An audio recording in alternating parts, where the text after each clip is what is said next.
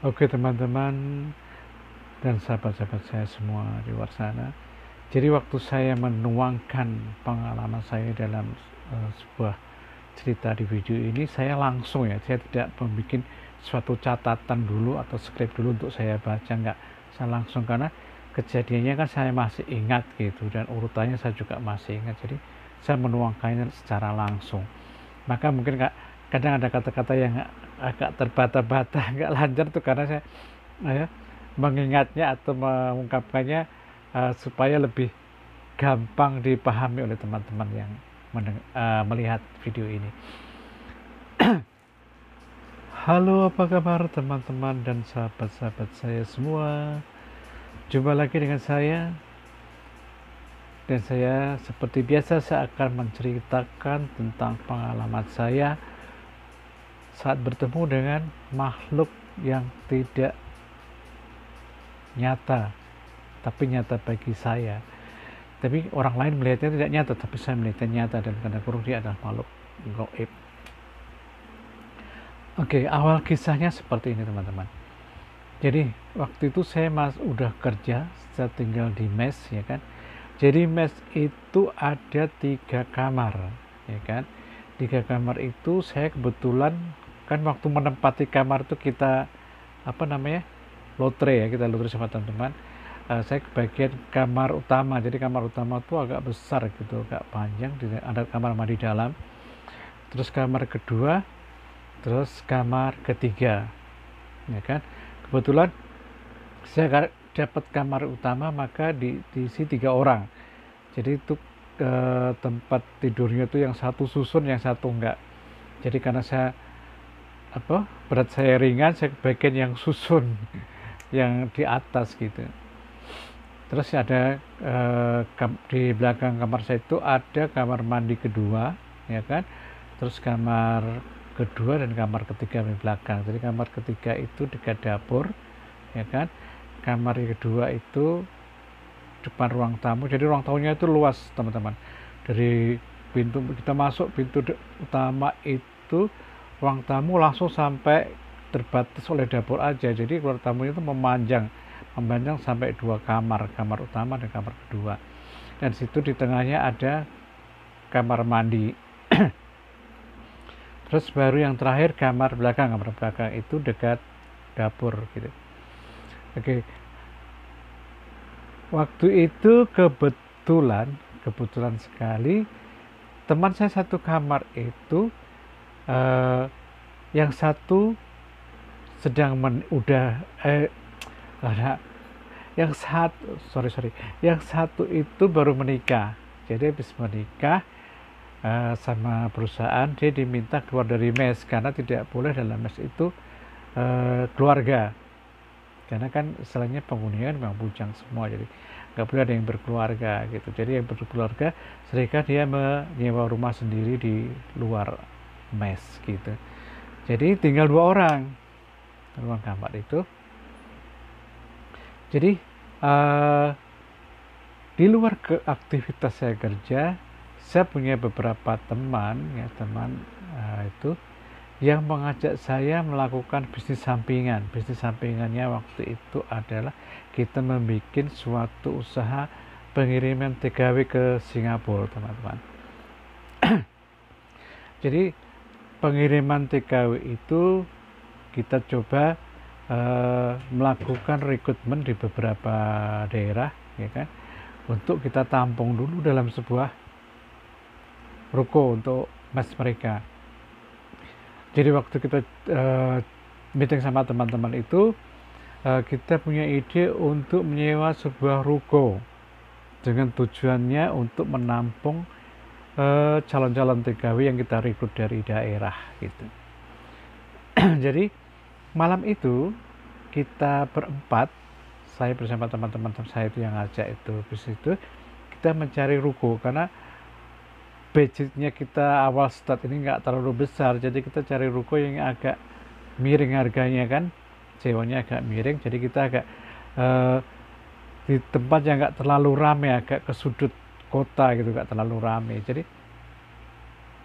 kita berempat karena sudah setuju, ada teman yang mendapat informasi tempat yang bisa disewa, kita berempat meninjau tempat tersebut malam hari, karena pagi kita kerja kan, malam hari tuh sampai ke sana kita menengok kondisinya. Memang di ruko itu deretannya agak gelap ya, yang ditawarkan itu paling sudut ya kan, tapi deretan yang sampai sudut ujungnya itu masih kosong, maka dia disewakan murah karena masih belum ada yang terisi ya, baru kami yang mau nyewa itu di sudut kos, yang lainnya masih kosong.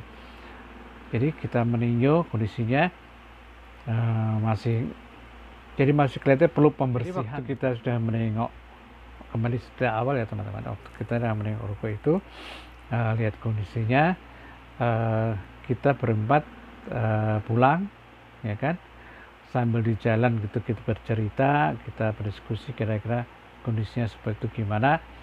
Jadi kita udah mengambil keputusan untuk oke, kita ambil karena sesuai dengan budget masuk gitu. Terus kita akan melakukan nengok lagi ruko itu mungkin minggu depannya ya kan, kita masih ada perundingan tentang bagaimana prosesnya penyewaan itu. Jadi kita bagi tugas, ada salah satu kawan yang dia tahu siapa pemiliknya itu, untuk bisa menego sesuai dengan budget kita, baru kita adakan perjanjian kontrak dengan pemilik ruko tersebut. Jadi waktu ketika teman saya yang bagian tugas untuk diskusi sama pemilik ruko itu, ada sinyal hijau untuk deal, kita berempat mengadakan satu perjanjian untuk menengok satu kali lagi. Jadi penengokan yang kedua ini tujuannya untuk merancang apa yang anak kita buat dengan tempat tersebut, dalam arti mengatur ruangannya itu macam mana, gimana tempat istirahat calon TKW kita kan, terus apa yang akan dibutuhkan untuk mengisi ruko tersebut. Jadi malam itu kita menengok. Jadi minggu berikutnya teman-teman ya, setelah kita datang lagi, setelah kita pemilik ruko itu memberi sinyal hijau untuk oke, kita menengok lagi sambil kita merencanakan apa yang akan kita lakukan. Jadi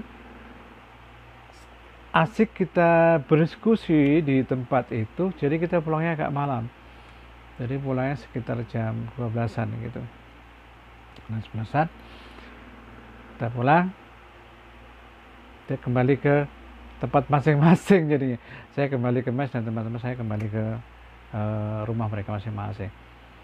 Jadi waktu itu kejadian seperti itu teman-teman. Waktu saya pulang malam itu, kebetulan teman sekamar saya ini dia tidak pulang. Saya kurang tahu apa penyebabnya, karena dia waktu itu dia shift kedua ya malam. Biasanya sih dia kalau shift kedua itu biasanya kan jam 12 dah pulang ya, jam 12 dah pulang. Tapi dia waktu dia nggak pulang, saya nggak tahu alasannya apa. Jadi waktu itu terpaksa saya tidur di rumah tuh sendirian, di kamar tuh sendirian. Tapi kamar kedua kan ada kawan saya ya kan, kamar kedua itu penghuninya 2 orang, kamar ketiga yang belakang itu 2 orang. Jadi kan kita masih ada berlima, cuman terpisah kamar gitu. Jadi malam itu saya tidur sendirian. Ada kejadian yang membuat saya terkejut teman-teman. Tapi saya karena pengalaman sebelumnya saya sudah mengalami seperti itu, saya nggak terlalu takut atau gimana gitu. Cuman kalau yang saya selalu pikir, kalau itu terlalu mengganggu dengan ketenangan dan keselamatan saya, tentunya saya baru bereaksi. Jadi nengok ruko itu kan pulang malam ya, jadi bukan jam 12, jadi sekitar jam 1-an lah, jam 1-an saya itu tidur baru sebentar terbangun. Jadi saya merasa ada sesuatu yang menindih saya, membekam saya dari belakang itu, tapi rasanya berat sekali gitu. Ya, waktu tidur itu saya kayak susah bernapas. Saya terbangun teman-teman, terbangun agak dengan perasaan kesal ya. Cuman saya tahu sih ini pasti ada sesuatu kawan yang jahil ini, saya bilang. Mungkin teman yang nggak nampak mata itulah yang mengganggu saya malam itu. Saya berpikir seperti itu. Cuman saya harus terbangun kan, saya duduk, habis itu saya tidur lagi teman-teman.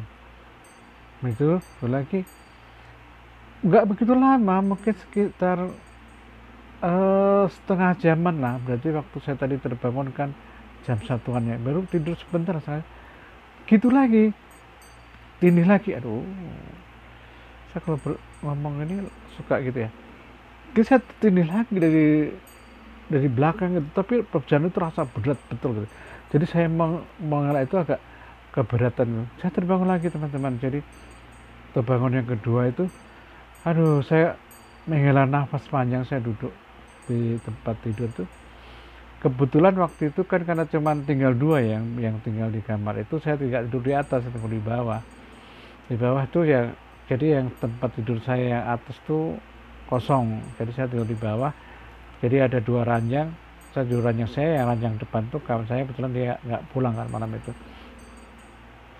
Jadi saya duduk monong gitu, di mana kawan ini, saya berpikir seperti itu, di mana dia datang. Baru saya teringat, oh, jadi saya berpikir, oh ini pasti dia dari ruko ikut ke saya.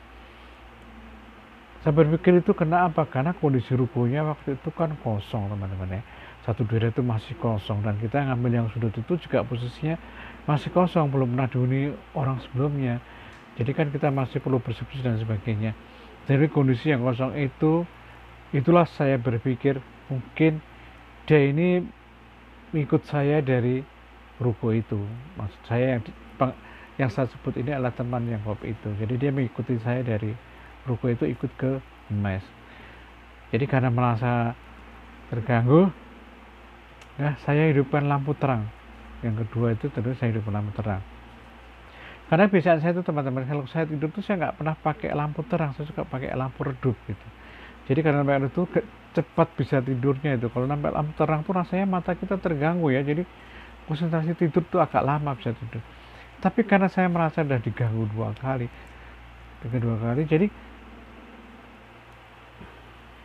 jadi saya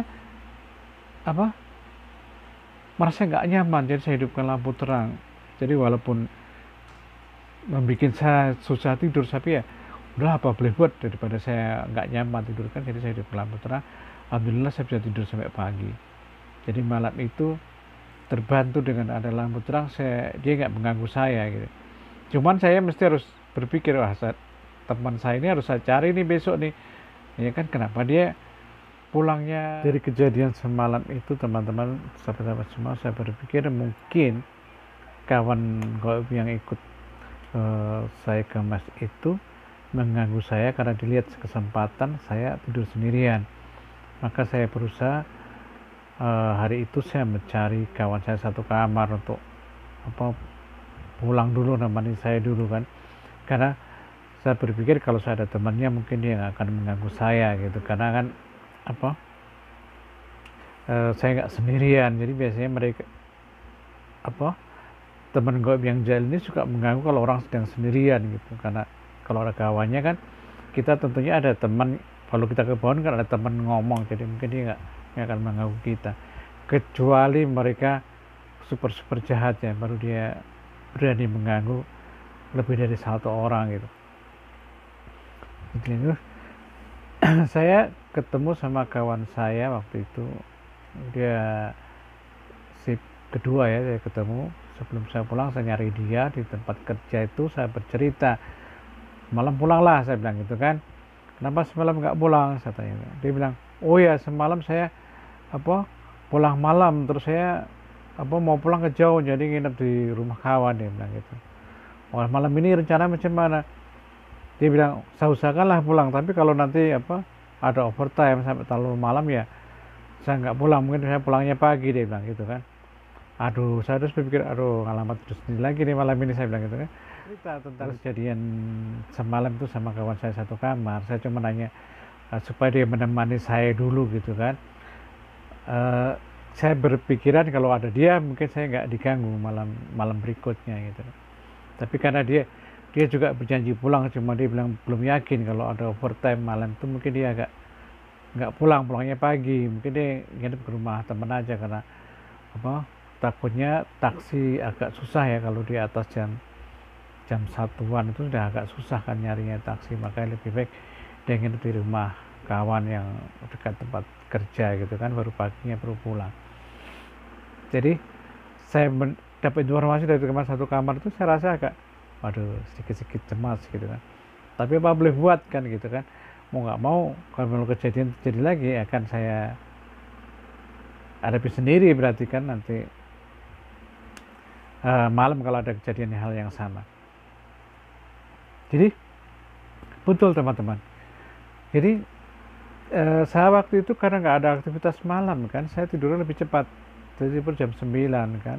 Biasa teman-teman satu mes itu juga gitu, jarang tidur sampai malam ya, paling jam 10 lah udah pada tidur, karena kan kita kerja pagi, jadi apa, tidurnya nggak terlalu malam gitu, supaya kita pagi fresh gitu kan. Aktivitas kadang kerjaan itu kan kita pulang sampai jam 7 malam ya, jadi kadang sampai jam 8, jadi makanya kita nggak apa, kalau nggak hari libur kita nggak biasa tidur sampai malam, paling paling lama jam 10-an lah. Jadi hari itu saya tidur jam 9 udah tidur, saya tidur karena saya pikir alah tidur sendirian, kalau kawan itu nggak datang ya adalah apa boleh buat, tidur jam 9. Kejadian hal sama yang terjadi teman-teman, seperti hari sebelumnya. Saya terbangun lagi jam setengah 1 dengan hal yang sama, tekan dia itu kan, kawan gua ini menekan saya, tapi memang rasanya tuh berat sekali teman-teman, berat betul-betul berat sekali, dia menekannya itu udah. Nah saya terbangun, nah saya menghela nafas, saya tengok kiri kanan, nggak ada, ya seperti orang-orang yang sedang menghadapi sesuatu yang menakutkan, kita punya baca doa ya. Saya baca doa, sampai tidur, saya tidur lagi kan, jam setengah 1 tidur lagi, karena saya berpikir besok bangun pagi gitu. Tidur lagi jam kurang lebih 1 jaman, udah nyenyak tidur tuh, terbangun lagi kejadian sama teman-teman. Aduh, bangun lagi saya kan. Ini. Jadi waktu saya terbangun tuh, saya pikir aduh nih kawan mengganggu bener nih ya. Saya takutnya apa, saya kesiangan kan, bangun nanti kerja jadi terlambat gitu kan. Oke teman-teman, jadi saat saya terbangun yang kedua tadi, yang saya ceritakan tadi sebelumnya, kan saya nggak langsung menghidupkan lampu waktu itu teman-teman. Saya duduk di tempat apa itu, tempat tidur ya kan. Jadi kan lampu masih pakai lampu remang teman-teman, dan kamar mandi juga lampunya nggak lampu TL, jadi lampunya juga lampu remang, tapi pintu kamar mandi itu nggak pernah saya tutup kan, agak saya buka sedikit. Jadi waktu saya menoleh ke kanan ya kan, ke arah kamar mandi itu, saya nampak suatu bayangan tuh berkelebat teman, dia berjalan itu dari samping saya, sambil saya duduk itu ada satu bayangan hitam gitu berdiri, memang agak tinggi sih dia. Saya perhatikan, saya toleh ke kanan gitu, saya perhatikan, saya tengok dia menuju sekelebat hitam, menuju ke kamar mandi. Saya perhatikan aja, saya perhatikan terus dia kan, di arahnya kemana, menuju ke kamar mandi. Saya nampak dia, saya berdiri teman-teman. Setelah dimasak kamar mandi, saya berdiri, saya hidupkan lampu terang, terus saya menghela nafas, saya duduk lagi kan, mata saya masih memandang kamar mandi, di mana arahnya teman yang gaib tadi pergi dan menghilang. Perhatikan kamar mandi, saya hidupin lampu terang, jadi di kamar tuh lampu udah terang ya kan, kamar mandi masih pakai lampu pijar agak redup gitu. Jadi saya nampak jelas dia memang tinggi besar teman-teman, sahabat-sahabat semua. Maka saya merasa saya itu berat betul, karena dia kalau mungkin di dalam wujud yang nyata, mungkin dia itu tinggi besar gitu kan, jadi beratnya mungkin apa lebih berat daripada saya, makanya saya tertidur itu rasanya kok pengap sekali. Saya tidak ada reaksi apa-apa, teman-teman. Saya menengok ke kanan waktu nampak dia apa berjalan menuju ke mana. Saya cuma perhatikan aja, saya nggak ada komentar, saya nggak apa, saya cuma perhatikan aja gitu kan. Dah hilang, saya berdiri, saya depan apa lampu terang kan. Dah cuma saya mengenal pas pandang, aduh ini kelihatannya bikin orang nggak nyenyak. Takutnya kan saya berpikirnya gini teman-teman, saat saya tidur nyenyak, saya tersilap kan, nanti misalkan dia datang menekan lagi dan saya nggak bisa bernapas, bisa ya kan, saya berpikirnya seperti itu. Maka walaupun saya sudah menghidupkan lampu terang, saya tetap waspada karena saya nampak sekali kan siapa yang mengganggu saya nampak sekali. Dan saya malam itu saya nggak keluar kamar untuk mengetuk kamar kawan saya yang kamar nomor 2 nomor 3 untuk minta bantuan, enggak. Saya takut malah mereka menjadi apa ketakutan atau gimana, karena kan tidak semuanya orang biasa apa bertemu dengan hal yang seperti ini. Kebetulan karena saya sering berjumpa, jadi saya menganggapnya udahlah sakit tak kisahlah, saya tetap waspada aja. Tapi ya juga merinding juga karena kan melihat dengan bentuknya yang tinggi hitam gitu kan. Pasti teman-teman kalau mengalami pasti ada juga, walaupun kita menguatkan diri untuk berani ya, pasti ada sedikit rasa yang agak cemas ya. Saya kira itu manusiawi lah, wajar. Itu juga yang saya alamin. Cuman dalam hati saya berpikir, oh besok harus ada kawan lah untuk berikutnya, karena dengan ada kawan mungkin agak sedikit terbantu kan, sehingga saya tidak mengalami malam seperti ini lagi. Jadi dengan lampu terang itu saya berusaha tidur sampai pagi supaya saya bisa kerja fit pagi itu. Jadi akhirnya dengan bantuan lampu yang terang itu dia nggak mengganggu saya lagi, dan saya bisa istirahat sampai pagi, dan paginya saya bisa melakukan aktivitas saya kerja seperti biasa. Dan pagi itu, jadi pagi itu saya nggak langsung cerita sama teman-teman satu mes kan, sama teman-teman sahabat-sahabat semua. Jadi saya bangun pagi itu saya nggak langsung cerita. Jadi waktu kita sarapan bersama itu saya juga cuma diam aja, saya nggak cerita. Jadi saya seakan-akan tidak ada kejadian apa-apa semalam. Tapi waktu di tempat kerja, jadi istirahat di tempat kerja, saya makan siang, saya gabung sama teman-teman satu mes kan. Jadi di situ saya berceritakan kejadian yang saya alami di malam. Jadi ternyata reaksi teman-teman satu mes itu begini teman-teman, kenapa malam itu lu nggak bangunin saya? Ternyata reaksinya semua sama gitu. Jadi saya langsung, oh berarti mereka tidak takut gitu. Karena kita berpikir kalau kita rame mungkin kita kan gak takut gitu kan, kecuali kalau memang satu lawan satu rasanya kan agak serem juga gitu kan. Lebih baik kita mengalah gitu kan kalau satu lawan satu, karena otomatis kita akan kalah. Dalam arti begini teman-teman, dia bisa melihat kita kadang bisa melihat dia atau kadang nggak bisa melihat gitu. Tentu kan ini kan istilahnya kalau dalam suatu duel kan nggak imbang gitu kan. Jadi ya lebih baik kita mengalah, karena yang jelas dia tidak mengganggu sampai fatal sama kita. Jadi kita lebih baik kita mengalah, karena dengan mengalah kita berpikir kalau namanya makhluk itu kan kita nggak ngerti bahasa kita ya. Jadi kalau dengan kita mengalah, kita berharap dia paham gitu bahwa kita juga nggak membalas balik gitu. Jadi dengan antusias teman-teman yang mereka tidak takut dan membantu saya itu, saya jadi lebih happy kan, lebih nyaman gitu kan. Tapi saya tetap berusaha, siang itu saya harus jumpa sama teman sama satu kamar saya itu untuk menceritakan hal ini, sehingga saya akan lebih tenang beristirahatnya kan gitu kan. Jadi saya jumpa siang itu sama teman saya yang masuk second tuh, dia masuknya kan second tuh berarti masuk sore ya, jam jam jam satuan ya, ya pergantian shift yang istirahat. Karena kalau kita stop kan tidak banyak ya, jadi nggak kalau operator kan biasanya pas tank jam jam 3 itu udah pada pulang gitu kan.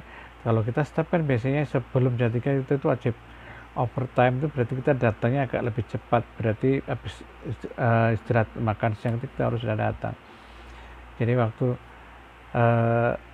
saya jumpa sama kawan saya itu, saya menceritakan jadi semalam, karena saya yakin dia nggak takut, karena teman-teman saya kayak lain yang di kamar lain kan merasa nggak takut kan, apalagi kita kan ramai berlima.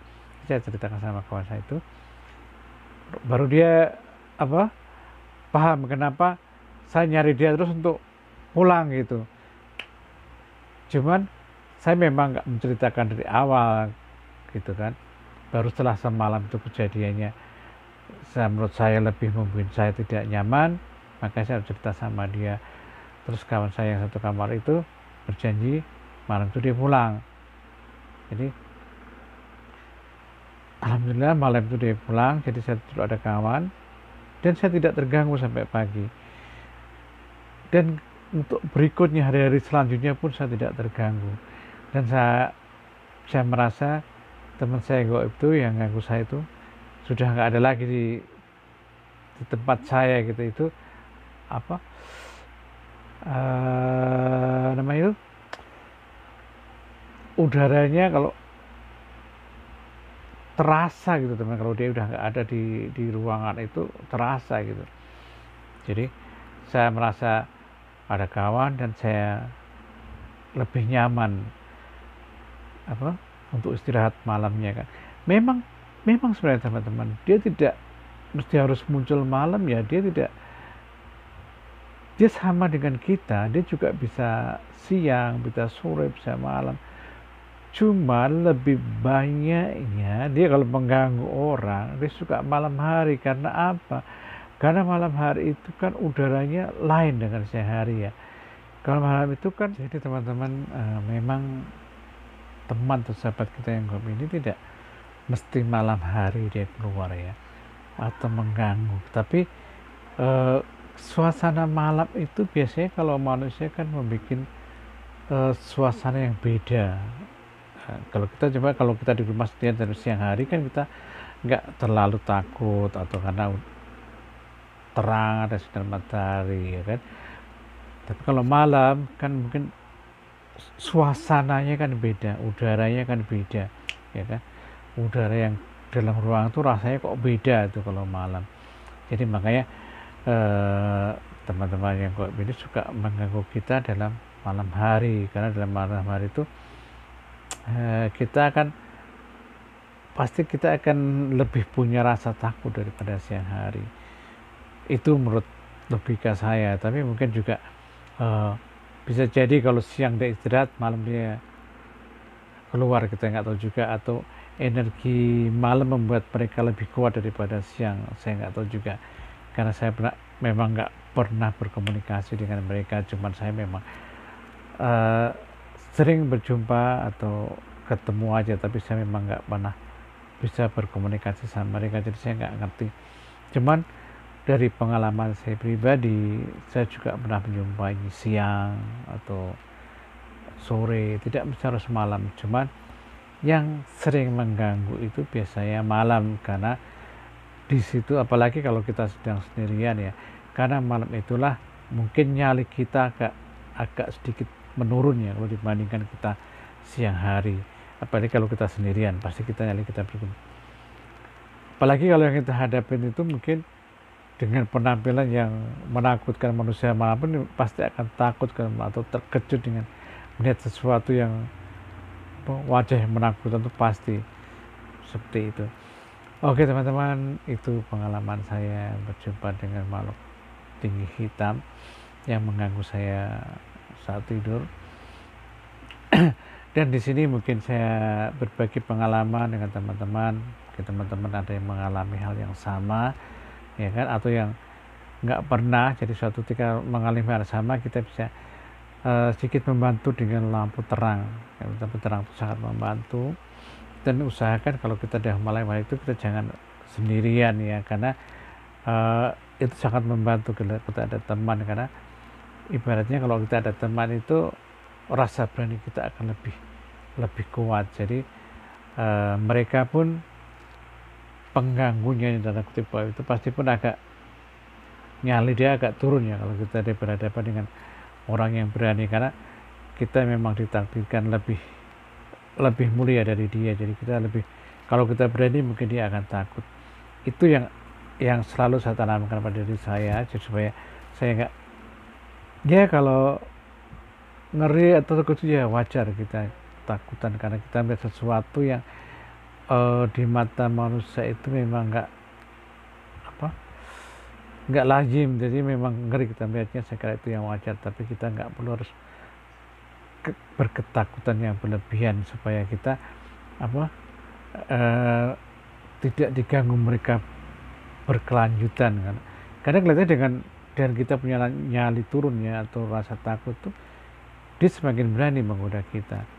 Itu cara pandang saya itu, dan karena saya mengalami hal seperti itu. Oke teman-teman, jangan lupa ikutin cerita saya yang selanjutnya, dan selalu support saya untuk subscribe dan like cerita saya ini, supaya saya lebih bersemangat untuk meneruskan kisah-kisah cerita saya, pengalaman saya yang real saat bertemu dengan teman-teman kita yang goib. Jadi nanti ada juga yang saya satu keluarga sempat berteman, ya kan, walaupun tidak ada komunikasi yang atau bisnis sama mereka, tapi saya merasa sangat berteman dan mereka sangat membantu saya. Oke teman-teman, sampai jumpa lagi next cerita saya. Ikutin saya terus, ikuti video saya terus, dan jangan lupa support saya. Sampai jumpa.